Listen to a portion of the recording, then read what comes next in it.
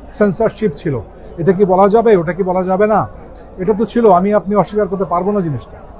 কিন্তু সেইটা কতটুকু মুক্ত হতে পেরেছি আগামী দিন বলে দেবে আমরা পারছি কিনা। সংস্কারটা ব্যক্তিগতভাবে একজন অভিনেতা বা একজন শিল্পীরও খুব প্রয়োজন বলে আমি মনে করি। আজকে যখন সংস্কারের কথা উঠছে, একটা নতুন আবহাওয়া, নতুন পরিবেশের মধ্যে আমরা বাংলাদেশে আছি, সেই ক্ষেত্রে আমাদের যদি পুরনো কোনো ভুলভ্রান্তি থেকে থাকে, যদি কোনো জায়গায় কোনো কিছুর বাত্তায় হয়ে থাকে যেগুলো ঠিক হয়নি, সেগুলো সংশোধন অবশ্যই আমরা করে নিতে পারি নিজেদের মধ্যে আলোচনা করে। সেই লক্ষ্যেই আসার আমি বারবার একটা জিনিস বলি যে শিল্পীদের মধ্যে বিভেদ বিভাজনটা কোনো মতেই কাম্য না। আমরা মানুষের হৃদয়ের কাছে থাকি, হৃদয়ের সঙ্গেই কথা বলি, তাদের আবেগের সঙ্গে কথা বলি, মানুষের ভালোবাসা পাই, সেই ভালোবাসাটাই আমরা পেতে চাই আগামীতেও। 1971-এ যেমন শিল্পীরা ভুল করেনি, তাদের নিজস্ব সংস্কৃতি দিয়েই এই দেশটাকে স্বাধীন করেছে, এগিয়ে নিয়ে গেছে। শিল্পীদের একটা বিশাল বড় ভূমিকা ছিল স্বাধীনতা যুদ্ধে, আপনারা জানেন।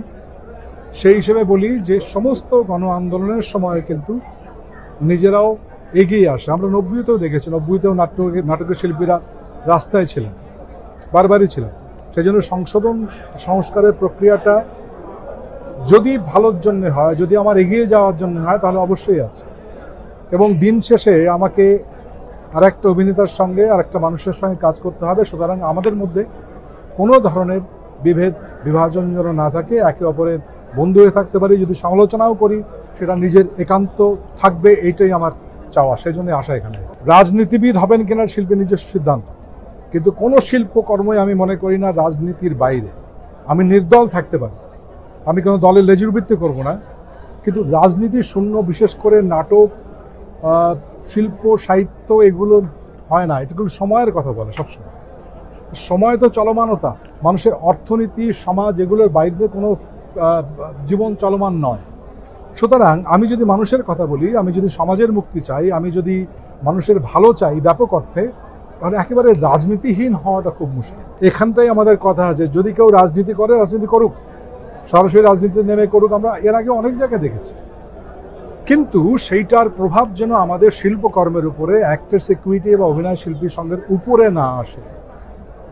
এটাও একটা চাওয়া যে আমরা আমাদের কাজটা করতে চাই। যেমন ধরেন এই পরিবর্তনের পরে এখন নাটক, সিনেমা, ওটিটি সব কিছুই একটা বন্ধাত্বের মধ্যে গেছে। আমার কথা বাদ দিলাম, প্রচুর অভিনেতা আছেন যারা, বা প্রচুর টেকনিশিয়ান আছেন যারা এই দিনের আয়ের উপর নির্ভর করে সংসার চালান। এটা তো আমার জন্য খুব কষ্টের জায়গা তৈরি হচ্ছে। কেউ কাজ করতে পারছে না, কাজটা শুরু হওয়া উচিত।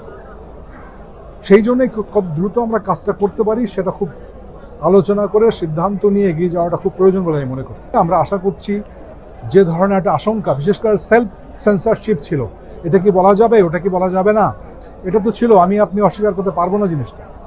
কিন্তু সেইটা কতটুকু মুক্ত হতে পেরেছি আগামী দিন বলে দেবে আমরা পারছি কিনা।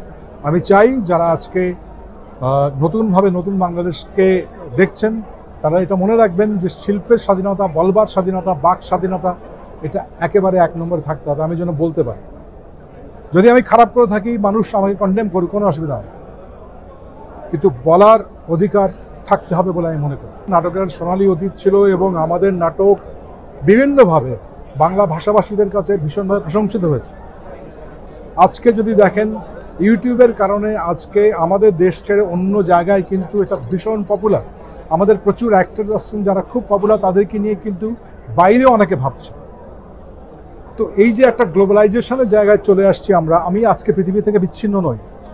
আমি কেন আমার অ্যাক্টর হলিউডে যাবে না, কেন আমার অ্যাক্টর ইরানের কোনো সিনেমায় যাবে না, এই অ্যাভিনিউটা তৈরি করা খুব জরুরি বলে আমি মনে করি।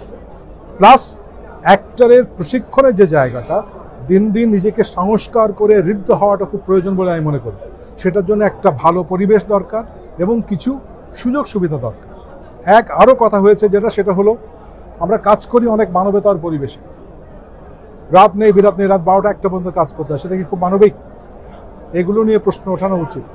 সমস্ত পৃথিবীতে যারা শিল্পের কাজ করেন, ঝুঁকির মধ্যে থাকেন, তাদের প্রত্যেকের ইন্স্যুরেন্স আছে। আমাদের এখানে ইন্স্যুরেন্সের কোনো ব্যবস্থা নাই। আপনি জেনে অবাক হবেন, অভিনয় একটি স্বীকৃত পেশা নয় আমাদের দেশে। এটা খুব দুঃখজনক। সেগুলো সব এই পরিবর্তনের সঙ্গে সমস্ত কিছু নতুন করে সূচিত হওয়া দরকার বলে আমি মনে করি।